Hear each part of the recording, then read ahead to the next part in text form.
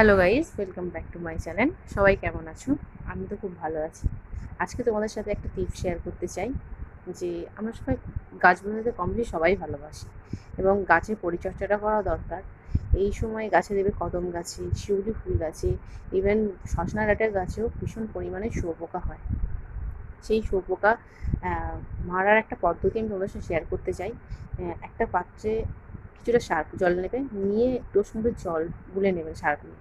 তার সাথে সাথে সেই সার্ফ জলটা স্প্রে বা কিছু থাকলে ঘরে স্প্রে করবে, দেখবে সাথে সাথে শুঁয়োপোকাটা মারা গেছে।